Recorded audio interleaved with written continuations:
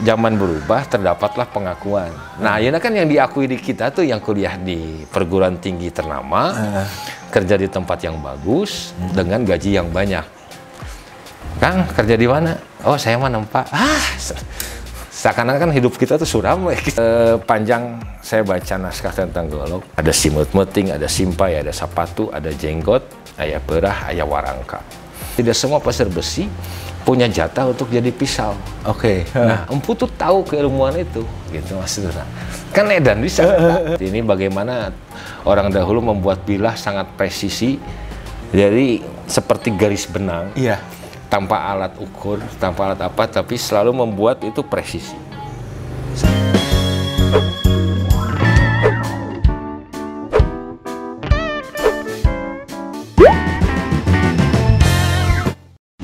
Selamat datang di YouTube channel saya, Bos Sugi. Hari ini kita mengunjungi seorang bisa dibilang penggiat budaya, tapi bagian membuat pakarang alias jago tempak. Kalau zaman dulu disebutnya empu. Perkenalkan tamu saya, Kang Igoy. Halo. Sama tepuk tangan dikit ya kali ya. Kang Igoy. Nah, makasih banyak. Kang Igoy, terima kasih pisan bisa ketemu tenang. Padahal saya dulu saking sukanya peralatan beliau, saya sampai memesan ini alat ini sedikit ngomong dikit ya, nggak apa-apa ya Kang Igoy. Ini namanya tajipati. Untuk orang silat itu ini terpakai, jadi untuk silat bisa buat nangkep, bisa buat sobek, bisa buat ngetrik juga. Ini macam-macam ya. Ini sedikit aja ya. Nasik bet tajipati. Oh iya, kenapa ya? Karena kita rajanya. Oh. Ya patihna yang. Oh, tajipati itu berarti kan patih yang melindungi kita tuh patihna, orang rajana. Waduh, saya baru tahu hari ini loh, Mang. Atur nuhun pisan, Mang. Mang, bisa cerita sedikit nggak sejarahnya Mang Igoy? Kecil gimana? Kenapa bisa sampai? Kalau kecil tuh standar lah emang. Kecil, standar. Terus disapih, menurut mau disapih ku kolot gitu. Disuruh sama orang tua tuh dari zaman SMA sudah tidak disubsidi. Akhirnya kreativitas muncul. Suatu saat kita bekerja di dunia malam. Dunia malam sama 16 tahun ya urusan gitu alkohol, wanita dan lain-lain. Nah, ada niatan untuk selesai, tapi tetap pengen melakukan sebuah usaha, istilah nama lelakina ketinggalan gitu. Iya. Usaha naon ya? Tani dah nggak bisa nyangkul. Gitu. Nah, akhirnya mulai cari-cari rekomendasi. Nah, lihatlah pisau. Lihat pisau. Nah, pada saat dulu kita melihat pisau-pisau luar negeri. Karena mengkilat, fungsional, bajanya kuat, dibuat dengan mudah, dibantu oleh teknologi. Nah, mulailah terjun ke pisau-pisau custom standar luar negeri. Nah, saya tidak sadar bahwa itu adalah pintu jebakan pertama. Itu jebakan pertama. Belajar pisau, baru tahu pisau-pisau tradisional. Ada golok, ada goak, ada tentu saja keris, tentu kujang, di situ ada. Nah, mulai ngintip-ngintip. Ngintip-ngintip, ternyata ya luar biasa. Ternyata orang-orang kita dulu membuat sesuatu itu tidak memakai rasa. Apapun dia buat selalu memakai ruh, memakai niatan yang baik, memakai harapan yang baik, sehingga pisau kita everlasting.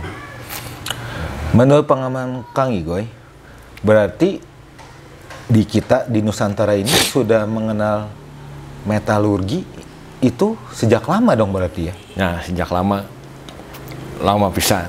Cuman tetap ada definisi yang harus diakui oleh semua ya, Mang. Nah, satu saat ditemui di daerah Magelang, Jawa Tengah tuh 300 sebelum Masehi. 300 sebelum Masehi itu ada artefak alat-alat yang terbuat dari metal, ya, dari logam.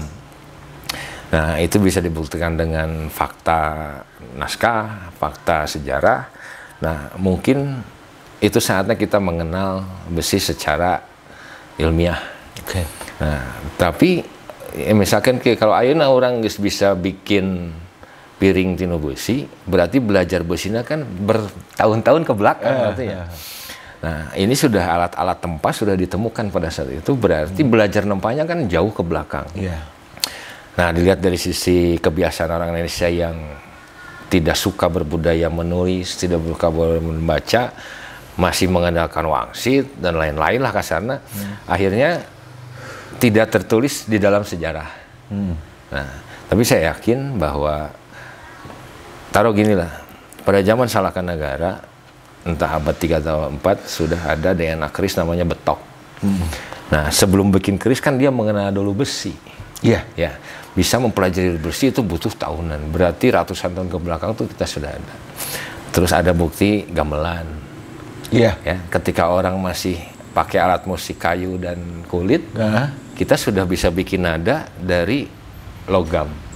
Nah, berarti kan keilmuan metalurgi Nusantara itu sebetulnya sudah ada zaman-zaman sebelum itu diketahui gitu. Diketahui. Nah, gitu bos. Berarti lama sekali juga kita udah ada ya.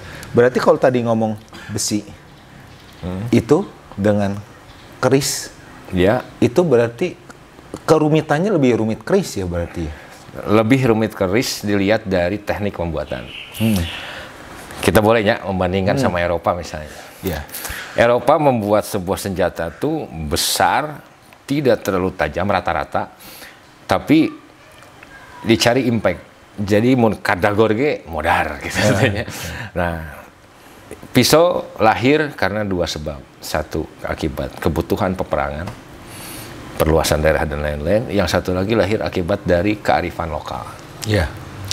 Nah, kita bisa melihat secara logika, seseorang yang membuat bilah atau pisau, kita sebut bilah, dengan bentuk yang unik, ditambah beberapa kreativitas, dia pasti membuat dalam keadaan yang bebas, tenang, sehingga dia kasarnya bisa ngereka-reka iya alusna kumaha.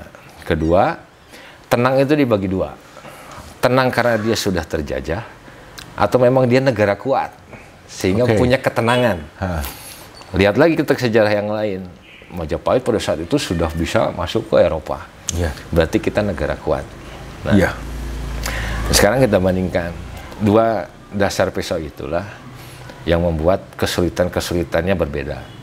Nah, di Indonesia karena penuh ketenangan, di Nusantara ya penuh ketenangan, sudah bisa memulai membuat yang disebut pamor, atau yang dikenal sebagai Damaskus.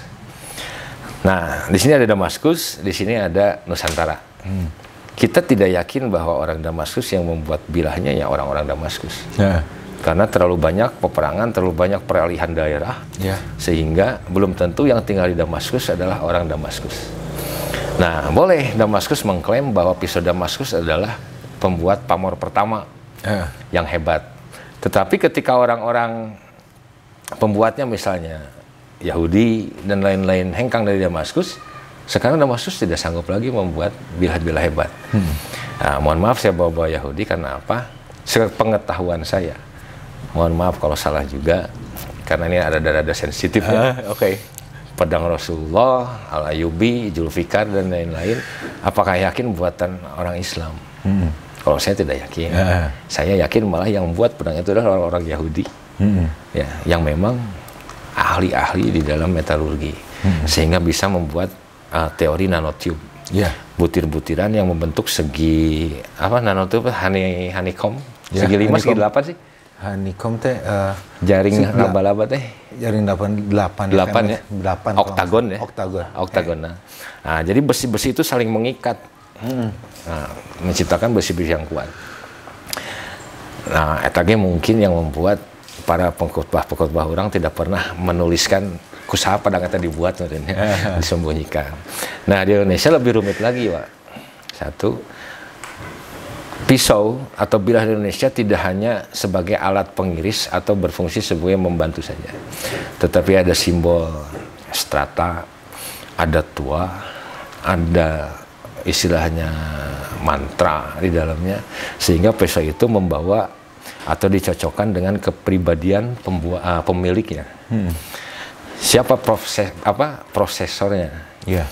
Nah, untuk memasukkan harapan-harapan pemakai terhadap sebuah bilah memerlukan satu orang prosesor yang disebut empu. Nah, empu itu bertindak sebagai prosesor yang membuat harapan-harapan para pemesan ada di dalam bilahnya. Yeah. Nah, berarti kan tidak hanya bisa menggosok, membuat bilah bagus, yang orang kudu jero di empu teh gitu. Ada permainan rasa, estetika dan estetika di dalamnya. Betul. Akhirnya estetika, terakhir ada fungsional.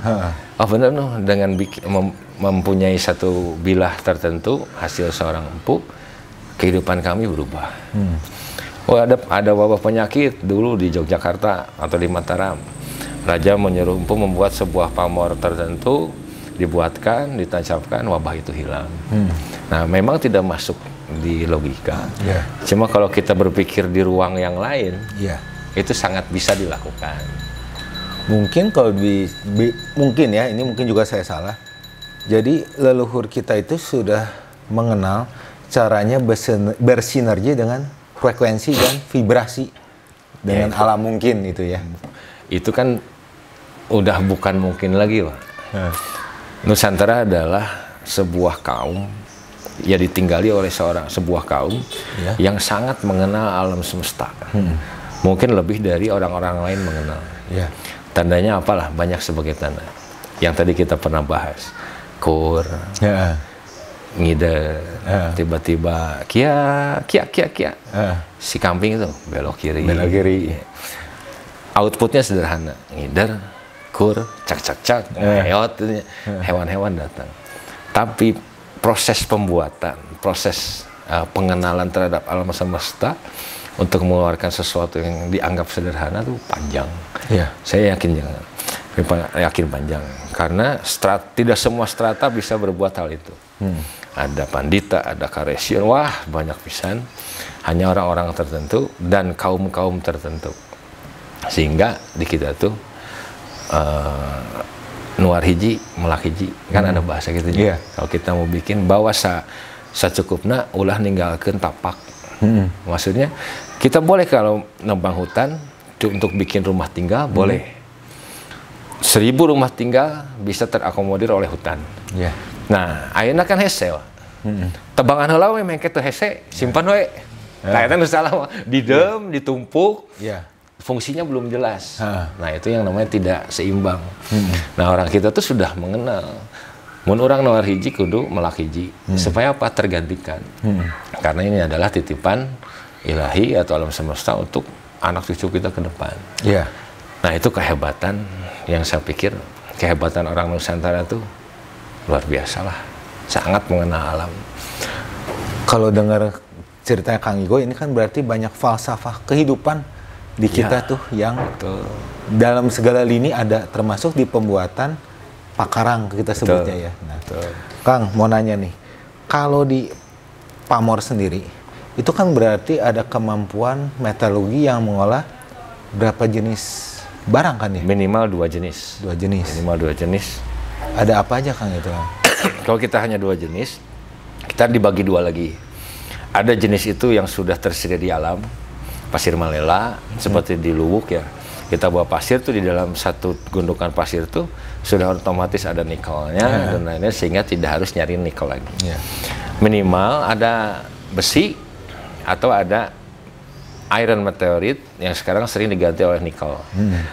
Dipijar, dirapatkan, dibentuk, dipanjangkan, terus ditumpuk tempal lipat. Nah, kenapa kita sebut tempal lipat?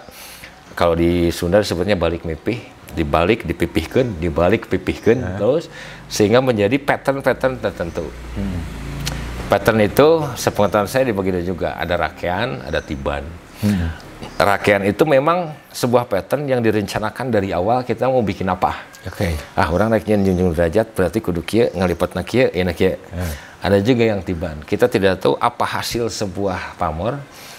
Bisa juga disebut pamor ilahi. Tiba-tiba begitu jadi baru kita bisa melihat, oh iya pamor ilahi. Nah, tidak direncanakan. Minimal 2 jenis logam atau metal yang berbeda, ditempa di 1400 derajat, dilipat, setiap lipatan punya pakem sendiri, Pajajaran berapa lipatan, Mataram berapa lipatan, itu punya pakem tersendiri mereka. Nah, setelah itu dibentuklah sebuah pakarang atau perkakas. Tong lepat, wah pacul ge di Majalengka mah aya pamoran. Oh, pacul pun ada pamoran. Minimal ada baja slap, makanya orang Majalengka mah hararebat macul. Pacul teh di depannya diselap ku baja kuat, cat. Jago. Nah, kita sudah tidak ada. Ya, mungkin enak pacul ekspornya atau impor ya. Sangat kemampuan disayang. Untuk itu tuh sudah hilang. Ya, kemampuan itu tuh hilang. Padahal mungkin kalau dia ngomong gitu kayak pacul segala, itu kan disesuaikan dengan alam di kita. Ya, setiap teritori punya kesulitan yang berbeda. Iya. Nah, eta ngacuna mengapa di Indonesia tidak hanya satu pisau. Kadi aya kudi, ke sini ada golok, ke Sumatera ada sudu, pas Kalimantan ada parang Kalimantan. Nah, itu yang menyebabkan di Nusantara ini tidak memiliki satu pisau. Kembali lagi kita sangat mengenal alam semesta. Oh, di Kalimantan tuh yang paling bagus bekerja untuk alam parang Kalimantan. Pindah ke Sumatera, parang itu sudah kurang kemampuan. Karena pohonnya beda, tanahnya beda, akarnya beda, kekuatan pohonnya beda. Akhirnya suduk ke Jawa Barat, ketemu bambu, ketemu apanya. Oh, golok. Nah, setiap daerah ini mempunyai kesulitan yang berbeda. Akhirnya perkakas atau pakarangnya berbeda. Nah, dengan tahu punya kesulitan berbeda, kan kita berarti kenal dengan alam naon. Oh iya mah kieu akarna kararuat, pakai ini, pakai ini. Nah, itu yang membuat bilah itu berbeda. Itu kalau ada pertanyaan, kenapa bilah bisa berbeda? Karena bilah terakhir dari kesulitan manusia. Manusia merasa sulit, ngababat jukut kudu dicabutan, berpikir, oh arit. Nah, kan arit gitu. Kesulitan manusia menciptakan sebuah alat, perkakas, gunanya apa? Mempermudah pekerjaan. Nah, itu tuh hebat. Orang sekarang hanya ngikut pencipta-pencipta dulu ya. Kebayang menciptakan dulu walaupun sebuah arit tuh butuh pemikiran yang hebat gitu ya. Pemikiran yang hebat. Nah, Kang mau nanya tadi kita kan ada ngomong soal golok, ini mah yang Jawa Barat ya, ini Jawa Barat tuh. Jawa Barat. Itu banyak artinya nggak sih, Kang? Golok. Sepanjang saya baca naskah tentang golok bahwa di Jawa Barat itu tidak ada bahasa bedog. Bedog itu tidak ada. Entah kapan lahir bahasa bedog untuk bentuk seperti golok tuh. Tidak ada di dalam naskah. Yang jelas golok itu sudah ada dari zaman dulu. Ada simut-muting, ada simpai, ada sapatu, ada jenggot, aya perah, aya warangka. Tidak ada satu senti pun dari golok yang tidak punya filosofi. Nah, misalkan taruh yang gampang dicerna,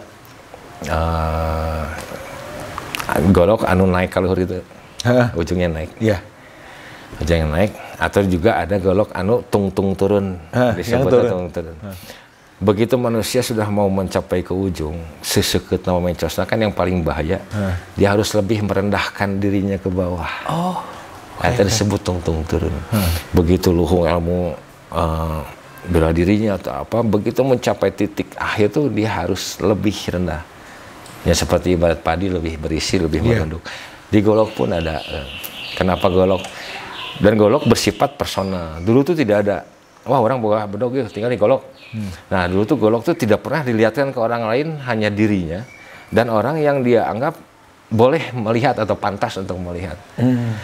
Nah, perbedaan dengan sekarang, memang ada fungsi golok sebagai terakhir itu sebagai fungsi ekonomis. Ya, akhirnya terjadilah jual beli golok, golok dijualin. Nah, dengan lahir fungsi ekonomis, berarti fungsi-fungsi yang sakral di belakang sudah otomatis menghilang. Nah, dan sekarang terbalik, Kang, yang pegang golok di kita memalu. Ya, merasa kampungan gitu ya. Wah, pegang golok ya, batur pakai bawi, batur kokri, orang golok merasa kampungan. Ya memang kita tidak pernah membedah pakarang kita sendiri gitu. Sebenarnya kalau gini, Kang, mau nanya. Bowie sendiri itu kan abadnya baru kan? Bowie baru. Tahun berapa ya sekitar Bowie? Bowie itu Perang Dunia Kedua ya, berarti 45-48 lah ya. James Bowie, Letnan James Bowie kalau tidak salah Letnan. Pada saat itu freehand bertempur dengan lawannya. Iya. Dan dia menang. Menangnya menggunakan pisau dengan bentuk itu. Akhirnya terkenal pisau dengan bentuk di bawahnya, di depannya melengkung itu terkenal dengan pisau James Bowie. James Bowie akhirnya terkenal pisau Bowie. Sedangkan pisau Bowie itu sendiri adalah berasal dari British, namanya Seak. Nah, Seak dipakai oleh James Bowie untuk bertempur, itu terkenalnya James Bowie. Nah, sampai sekarang terdapat gesekan, Kang, antara Amerika dan British tuh dan Belgia tentang pisau Bowie. Amerika kekeh, iya Amerika, British kekeh, itu terjadilah gesekan sampai sekarang. Nah, kalau dilihat dari tahun dari perkembangan metalurgi di kita kan sebenarnya mestinya kita lebih bangga dengan barang-barang pakarang yang kita sebutnya yang ada di kita. Betul. Karena ada nilai yang estetika, etika dan lain-lainnya kan. Ya, itu Kang mau nanya. Kenapa sih anak-anak sekarang kok tidak mencintai budaya leluhurnya? Kan disayangkan sekali ya. Apa karena media sosial atau kenapa? Padahal kan kalau ada ini yang salah, mohon maaf ya Kang, yang tua tidak menceritakan atau yang muda terlalu membanggakan asing? Ada paribahasa yang pas buat itu ya di Prasasti Cikapundung. Prasasti Cikapundung di situ ada tulisan unggal jagat jalma hedap. Setiap zaman, setiap manusia punya tantangannya sendiri. Contohnya begini, dulu kenapa ilmu hitam sangat banyak di Nusantara, kebal, saipi dan lain-lain. Karena pada zaman itu tantangannya itu, Kang. Polisi belum ada, alam parawai keneh, lampu belum ada. Dari satu tempat ke tempat yang lain jauh dan harus berjalan kaki, begal banyak. Dia mempelajari ilmu itu untuk melindungi orang-orang yang disayanginya. Wajar pada saat itu.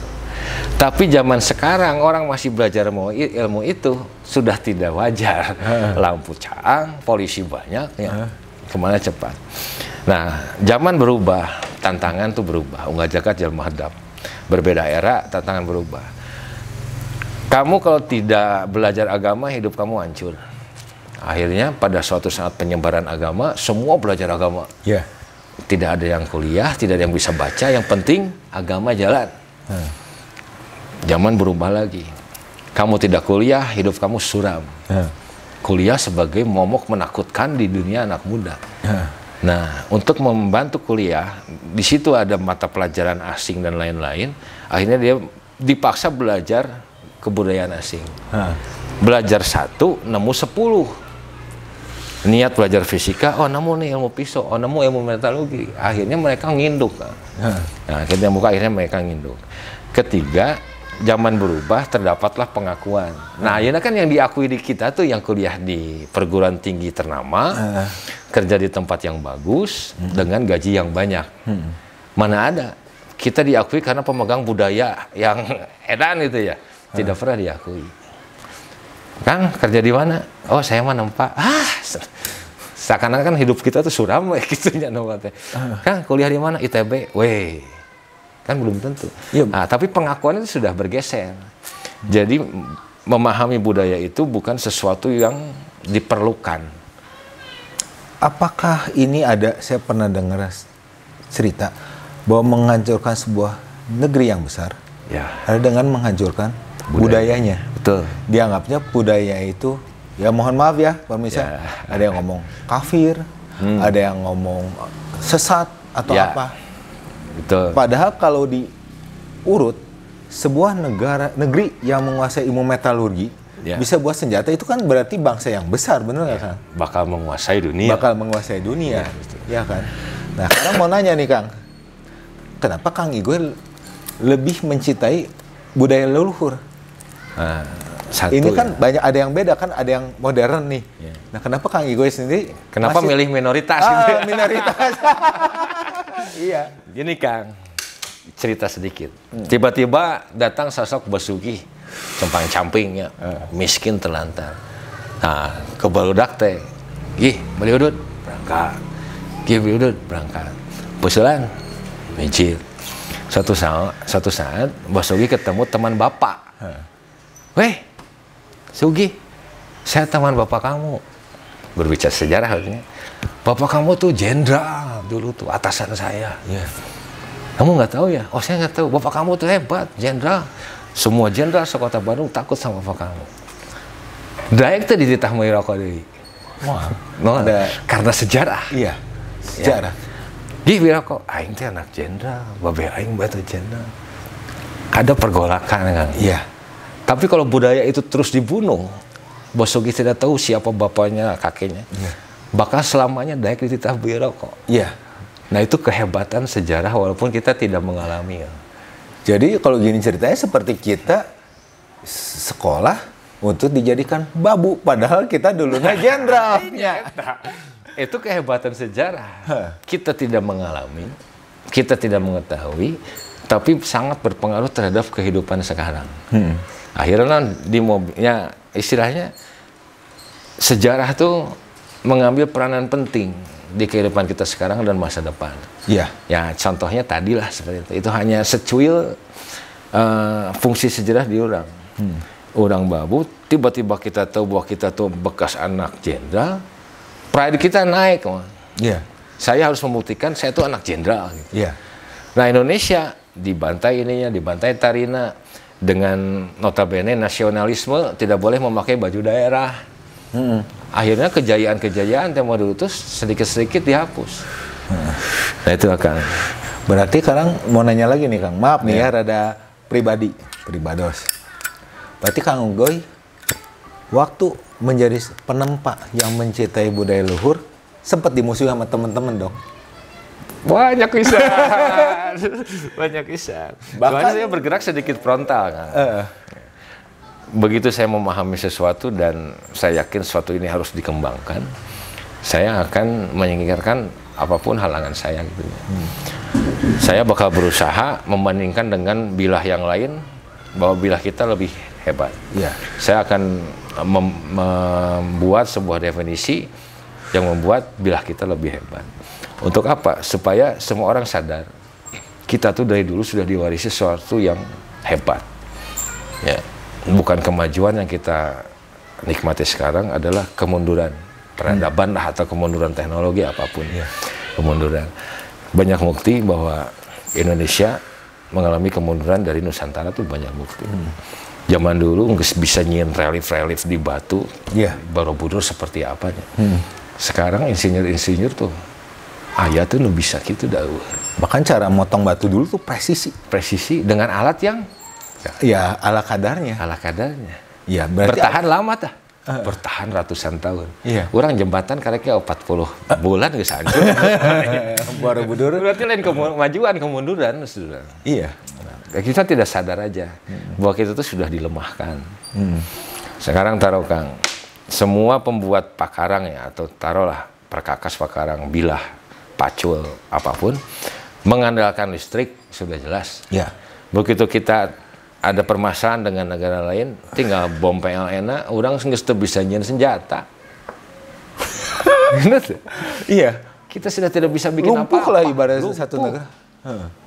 Dulu tuh kita tidak, sejarah kita tidak mengenal listrik, tidak mengenal hand grinder, tidak mengenal build grinder dan lain-lain. Selalu membuat bilah presisi secara berfungsi dengan baik dan bisa digunakan untuk membela orang-orang yang kita sayangi.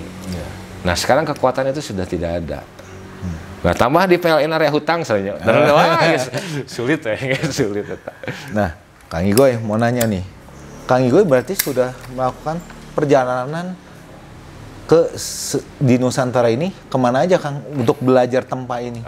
Tempat yang jelas dari isu pertama, tempat itu banyaknya di daerah Jawa Tengah, Jawa Timur, Madura.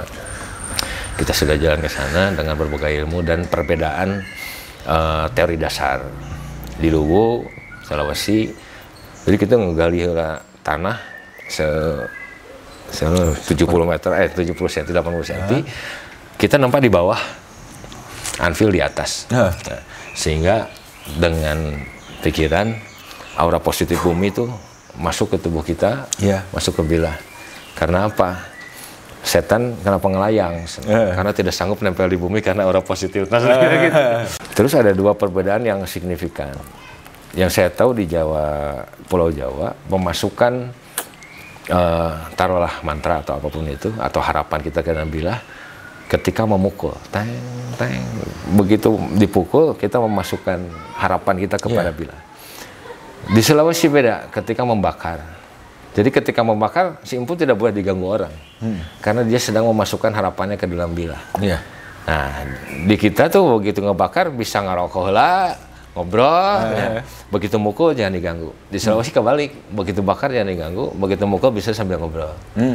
Nah, perbedaan budaya ini bukannya menjadi sebuah perbedaan mengakibatkan hal negatif. Coba di mata saya, Indonesia edan gitu. Nusantara teh edan. Untuk mengolah besi saja. Wah, luar biasa. Luar biasa. Empu tuh disebut kalau di stratanya Pandita Karesian. Seseorang yang sudah melebihi pandita akan menuju ke sebuah karesian. Tapi tidak menjadi resi, hanya Pandita Karesian. Ada di antara itu.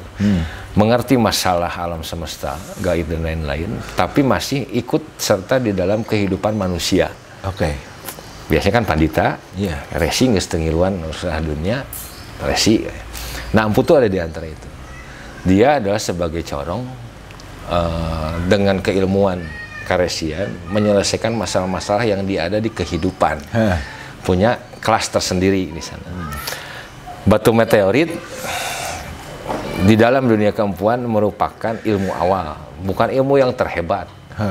Pertama ada pamor, belarak atau pamor titik-titik lah. Itu tuh ketidaksengajaan empu di dalam membawa raw material pembuatan bilah. Oh ternyata nah ayah bintik-bintik. Oh ini dia belum tahu bahwa itu iron meteorit, karena meteorit kan terbeda-beda bahannya, tidak semua bisa jadi bilah. Ada terin, ada apa, ada iron meteorit yang bisa jadi bilah.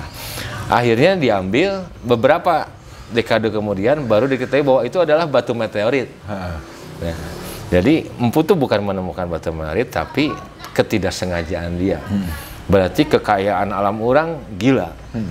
Di sungai di mana pamor sejadi gitu. Nah, hebatnya di mana? Hebatnya tuh di zaman sekarang. Udah baheula mah biasa gitu katanya. Tidak hebat-hebat aja, cuman keahlian biasa ketika empu mengumpulkan material. Nah, satu definisi ya sebelum lupa, ada yang bilang definisi beda empu sama pandai apa? Pandai itu tidak bisa menyiapkan bahan raw material bilah. Empu bisa memilih raw material bilah. Nah, itu pandai sama empu. Itu menurut satu definisi. Nah, sekarang iron meteorit. Kenapa bisa? Terus kalau dikonvert ke luar negeri, apakah luar negeri yang buat dan apa tidak? Ada bahasa sedikit dalam ya Om, sedikit dalam. Ketika si empu punya sebuah permasalahan tentang bagaimana dia membuat sebuah bilah untuk menyelesaikan masalah kemanusiaan atau manusia yang beragam-ragam. Kembali ke pengetahuan dia terhadap perkenalannya dengan alam semesta. Percaya tuh Mas Sugi, kita bisa empu dulu itu bisa berkomunikasi dengan semua alam. Batu mana nu ikhlas, besi, pasir tekabe ikhlas jadi peso. Lantaran setiap butir pasir besi itu memiliki tugas yang berbeda-beda. Kita harus, seperti manusia lah bentuknya sarua, tapi tugas setiap manusia itu berbeda. Tekabe jadi abri. Begitupun dengan raw material itu. Tidak semua pasir besi punya jatah untuk jadi pisau. Nah, empu tuh tahu keilmuan itu, gitu maksudnya. Kan edan bisa dari sagunung pasir besi mana nya anu ikhlas keur peso, oh iya mah kerjaan panci cenanya. Oh iya keur. Nah, empu eta teh bisa. Dan ilmu itu sampai sekarang kan hilang lah. Ada satu masa pembantaian empu dikejar dari ujung Jawa sampai ujung Jawa, empu semua dibinasakan. Itu ada masanya itu, sehingga empu kita berkurang drastis di sana. Nah, dari keikhlasan itu timbullah sebuah teknologi modern. Oh ternyata hasil dari sebuah keikhlasan ada iron meteorit gitu kan. Bukan kita cari iron meteorit, tapi Urang mangan milihan nu ikhlas misalnya. Jadi bilah teknologi berkembang menemukan di Indonesia ada sebuah bilah yang ada iron meteorit. Wah, padahal dulu tuh tidak ada iron meteorit, tidak ada nikel, tidak apa-apa. Cuma batasannya adalah mana tugas pasir besi yang memang dia ditugaskan menjadi bilah. Sesederhana itu. Tadi Kang, ini menarik ya tadi bicara yang soal empu dibantai. Ini saya jadi kepikiran bahwa mungkin salah satu menghancurkan suatu negeri atau bangsa yang besar adalah guru-gurunya aja dipayan KBA alias dibunuh. Muridnya yang masih goyah dimasukin ilmu tertentu, doktrin. Selesai semua gitu. Sekarang di kita kesempatan itu harus gimana Kang untuk merubah paradigma itu? Apakah masih ada kesempatan? Ini kan di dunia perbilahan perbilahan, penempaan. Ada nggak harapan? Ada sebuah hukum alam ya Kang. Good thing hard to get. Ya. Sesuatu yang hebat itu pasti didapatkannya tidak akan gampang. Ya. Contoh lagu lah, namun milenial ada yang nonton bisa tercerna. Lagu dulu tuh berbeda dengan lagu sekarang. Ya. Walaupun sama genrenya pop. Lagu dulu tuh selalu everlasting. Ya. Sampai zaman sekarang ada. Ya. Artis-artis sekarang, lagu-lagu sekarang terkenal, hilang, terkenal, hilang. Kuncinya di mana? Orang-orang dulu segala sesuatu selalu memakai rasa. Orang sekarang instan. Materi yang dicari. Yang penting output, walaupun sebentar. Dulu mah wah rasanya atau kumaha dipikirkan. Jadi untuk orang-orang yang biasa melihat keris, melihat barang-barang antik, dia selalu bisa berkomunikasi secara batin. Wah, iya edan. Walaupun kita tidak hidup di zaman itu, gitu. Dulu empu iya edan pisan bisa. Nah itu tuh seperti komunikasi tidak sadar kita ya. Bangga, dan itu tidak akan pernah didapat dari pisau-pisau modern lah kasarnya. Dari bilah-bilah modern yang hanya satu fungsi, bekerja. Gitu. Dulu mah banyak pisan fungsinya lah. Strata sosial, fungsi pesan, fungsi mantra, fungsi perbaikan diri. Ada yang, wah, piandal dan lain-lain, banyak banget. Mengingat kehidupan. Mengingat kehidupan, keagamaan, terus yang baik dan yang benar. Terus ada fakta, banyak aturan. Itu lahir hanya dari sebuah rasa. Bagaimana membuat sesuatu dengan rasa tuh, hasilnya bakal beda.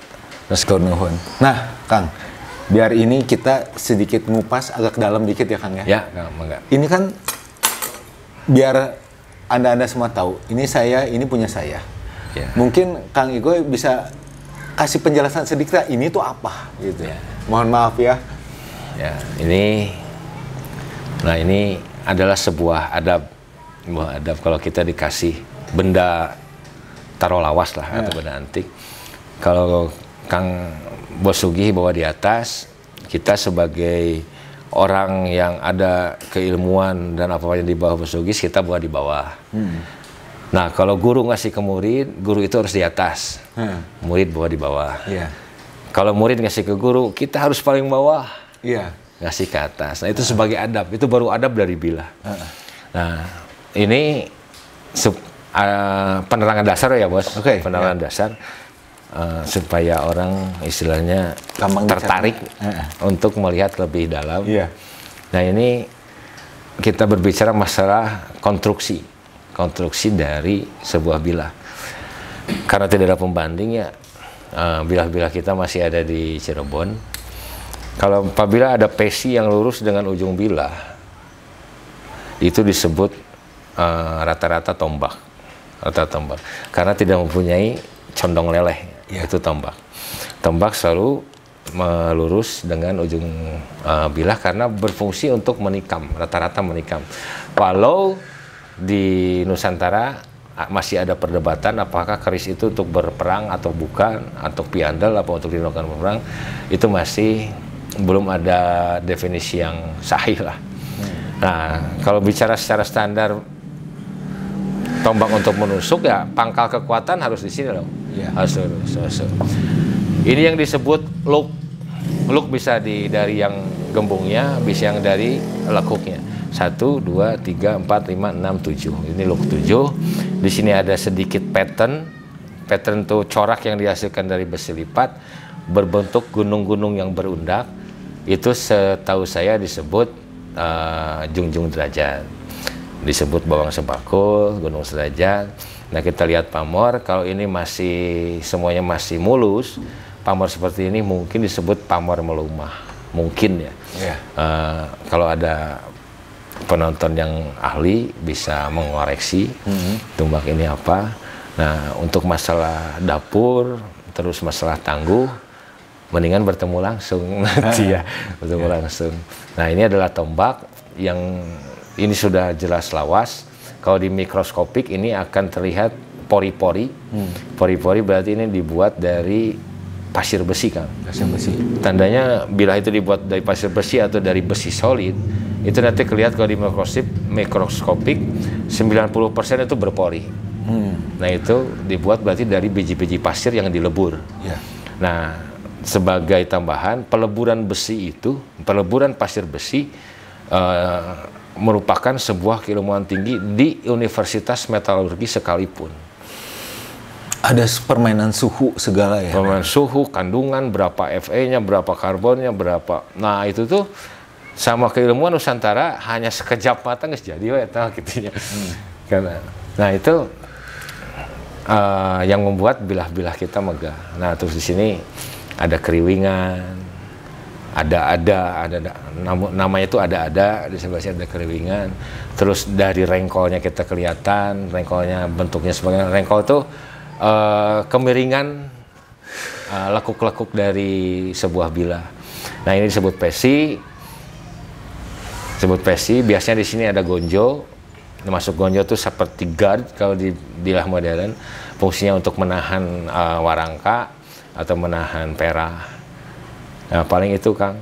Nah, terus kalau ketemu Bos Sugi, dilihat ini bagaimana orang dahulu membuat bilah sangat presisi. Jadi seperti garis benang. Tanpa alat ukur, tanpa alat apa, tapi selalu membuat itu presisi. Selalu membuat presisi. Gitu. Nah, ilmu-ilmu ini yang membuat saya terpesona. Terpesona dengan keadaan yang sederhana, dengan keadaan kehidupan yang sangat sederhana. Orang-orang dahulu bisa menciptakan sebuah karya yang megah sepanjang masa. Coba bandingkan dengan produksi-produksi zaman sekarang. Ya, Anda yang menjawab gitu ya. Pemain pisau yang menjawab kalian. Nah, gitu. Kang mau nanya nih, tadi Akang kan ini agak sedikit pindah ya? Pindah lagi topiknya sedikit nih. Saya mau nanya, kemampuan metalurgi di kita tinggi, tapi tadi kita ada sedikit ngomong di kita itu kenapa teknologi metalurgi sulit berkembang, Kang? Yang tadi soal karbon itu emang ada sesuatu yang membuat kita bisa, tapi kenapa kita tidak boleh? Iya, mancing-mancingnya jagoan. Mancing-mancingnya jagoan. Tipu daya ke politik teh. Gitu we. Sagilak ya. Itu jadi pertanyaan 100% orang pisau, orang bilah. Kenapa sih kita nggak bisa bikin baja yang karbonnya lebih gitu ya, yang supaya tidak susah-susah cari bahan untuk pisau. Nah, ternyata selidik punya selidik, Bos Sugi. Transfer teknologi yang dimiliki oleh perusahaan baja terbesar kita tuh berasal dari Amerika Serikat dengan beberapa persyaratan.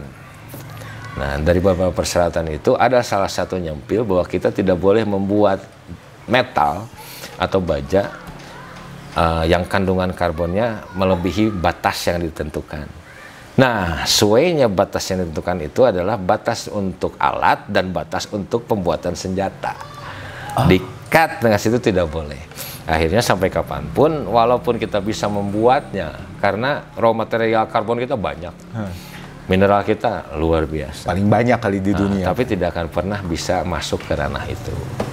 Berarti kita dengan kata lain, kita yang harus kreatif membuat setiap orang di rumah bisa membuat baja dengan karbon tinggi. Kita dipaksa. Ayo kita lebur sama-sama, kita belajar. Setiap organisasi atau setiap rumah itu minimal bisa membuat melebur pasir besi menjadi sebuah baja yang bisa kita bikin senjata lah, kasarnya kalau senjata. Supaya apa? Kita punya perlindungan pribadi. Kalau kalian sayang keluarga, kalau kalian sayang atau pengen berlama-lama dengan orang yang kalian sayangi, ketika terjadi sesuatu, apa yang kalian punya untuk membela mereka. Jadi Kang, maaf ya, mohon maaf. Ini kegelisahan saya sendiri ya. Mungkin pemirsa juga ada. Kata-kata yang katanya negeri kita berdaulat, tapi kita terikat atau sengaja dibuat suatu aturan sehingga kita tidak bisa mengenal budaya sendiri bahkan berkembang, itu mau bisa jadi ya retorikanya berdaulat tapi tidak atau kalau gitu mah. Betul. Ya moga-moga ya pemirsa semua bisa beri tanggapan. Bagusnya negeri kita ini gimana? Masa kita terikat dari aturan luar sih? Mungkin mereka tahu negara kita negara besar, ya. Tapi kita ditutupin supaya kita nggak akan bisa besar-besar. Betul. Nah, sampai kita mengetahui kita besar, tapi sudah tidak punya apa-apa. Ya. Oh benar, kita harus bikin baja sendiri dengan pasir besi. Begitu ke gunung nggak sebanyak, ke Sirusina gitu ya. Kemudian diekspor. Baru kita disadarkan. Oh kita tuh harus hidup dengan air bersih. Air sudah punya orang. Oh karena mata air kita itu penting di hutan-hutan. Ke hutan nggak area trekking untuk off-road semua. Iya. Hutan kita habis. Seperti itu. Nah di besi pun sama. Kita harus ngeh di seputar kita adalah material atau raw material pembuatan besi. Sudah saatnya orang-orang di seputar itu tuh mengerti apa yang mereka punya. Seputar Gunung Merapi atau seputar gunung-gunung yang pernah meletus. Di situ tuh mineral-mineral yang luar biasa. Nah, kita harus bikin sebuah gate mana yang boleh orang bawa, mana yang ini adalah milik kita. Iya. Ketika terjadi sesuatu di seputar kita tuh sudah banyak, tenang. Indonesia tuh tenang. Iya. Daun aja dimakan, besi bikin apa tinggal bawa, sungai melimpah ruah. Nah itu yang dibuat sekarang tuh kita melupakan itu semua. Nah penting mana jagoan matematik, jago fisika, gawe di tempat nu halus, gaji gede. Dan kita terbutakan oleh itu semua. Dan saya belajar gratis, sungguh naif. Kalau saya pelit terhadap ilmu saya walaupun baru 1 os lah. Iya. Pelit gitu. Pasti akan saya sebarkan seluas-luasnya. Itu pun janji saya atau perkataan saya terhadap guru-guru saya. Ketika guru-guru saya melarang ilmu yang diturunkan kepada orang sembarangan, pada satu orang terpilih, saya berpikiran terbalik. Saya akan membagikan ilmu ini ke anak SD sekalipun. Ya. Supaya dia tidak bingung kalau ditanya, apa itu golok? Oh, paragi ngadek. Biarin, cuma dia tahu golok itu apa. Apa itu tempa? Oh, mukul-mukul besi. Biarin. Itu anak SD. Gitu.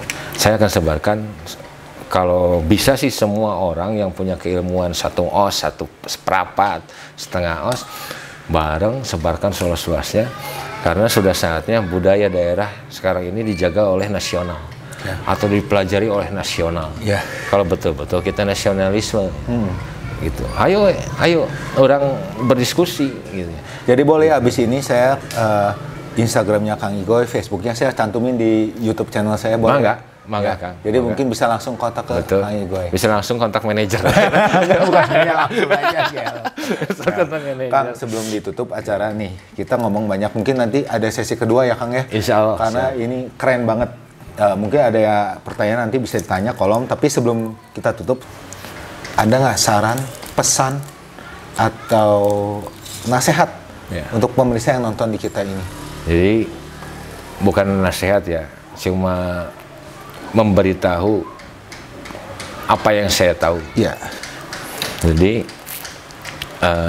sehebat-hebatnya propaganda bahwa Indonesia mengalami kemajuan dan lain-lain, tetap kami sebagai minoritas penggiat budaya, ya sebutlah penggiat budaya walaupun bukan budayawan ya, pencinta budaya, penikmat budaya. Indonesia mengalami kemunduran. Apa yang bisa kita lakukan dahulu dan apa yang bisa kita lakukan sekarang sama-sama kita pikirkan. Maju apa mundur? Kalau mundur, ya ayo kita sama-sama bergerak supaya tidak lebih mundur. Ayolah, kapanpun dengan siapapun berbicara masalah ini, ayo sama-sama maju. Sama-sama kita gerakan. Tidak hanya di mulut, realisasikan di lapangan. Bagaimana simpul-simpul kecil, budaya-budaya kecil atau budayawan-budayawan muda kita bentuk sehingga mengenali dirinya sendiri. Iya. Dan bangsa yang hebat ya bangsa yang mengenali diri sendiri. Iya. Paling itu, Bos. Dan mencintai negerinya sebetulnya. Setelah kenal, baru cinta. Iya. Ya. Hanya satu yang terbalik, cinta dulu baru kenal. Ya terhadap nabi-nabi kita, rasul-rasul kita ya. Cinta dulu, baru mengenal. Kalau di luar itu mengenal dulu baru cinta. Iya. Gitu. Makasih banyak Kang Igoy. Sami-sami Bos Sugi. Guys, terima kasih. Jangan lupa like, subscribe, komen di bawah ini. Jika ada masukan apa, mungkin ada permintaan khusus mau apa yang dibahas ke depannya soal penangpaan, komen di bawah ini. Jangan lupa ya subscribe ya, yang itu penting. Bos Sugi, salam tukang kain. Sombong itu wajib bagi yang terbukti. Ciao.